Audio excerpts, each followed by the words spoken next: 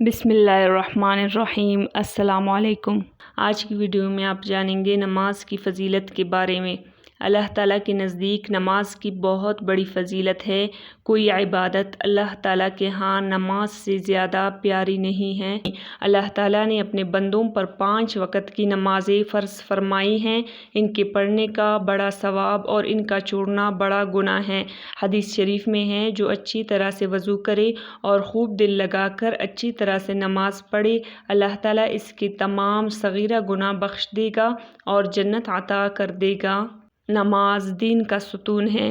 ایک اور حدیث میں ہے، آپ صلی اللہ علیہ وسلم نے فرمایا، نماز دین کا ستون ہے، لہٰذا جس نے نماز کو اچھی طرح پڑھا اس نے دین کو ٹھیک رکھا، اور جس نے اس ستون کو گرا دیا یعنی نماز نہ پڑھی اس نے دین کو برباد کر دیا۔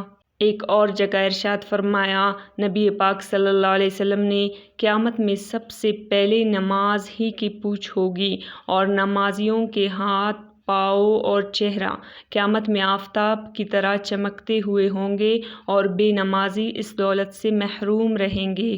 نمازیوں کا مرتبہ حدیث میں ہے، رسول کریم صلی اللہ علیہ وسلم نے فرمایا، نمازیوں کا حشر قیامت کے دن انبیاء اور اولیاء کے ساتھ ہوگا، اور بے نمازیوں کا حشر فرعون، حامان، قارون اور ان جیسے بڑے بڑے کافروں کے ساتھ ہوگا۔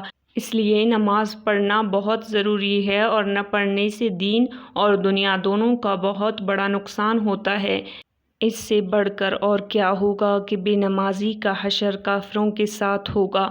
حضرت عبداللہ ابن مغفل رضی اللہ عنہ سے روایت ہے، نبی کریم صلی اللہ علیہ وسلم نے فرمایا، چوروں میں بڑا چور وہ ہے جو اپنی نماز میں چوری کرتا ہو۔ عرض کیا گیا، یا رسول اللہ، کس طرح اپنی نماز چراتا ہے؟ فرمایا، پوری طرح اس کا رکوع اور سجدہ ادا نہیں کرتا۔ اور بخیلوں میں بڑا بخیل وہ شخص ہے جو سلام کرنے میں بخل کرے۔ اس لیے ہمیں چاہیے کہ نماز صحیح طریقے سے ادا کرے۔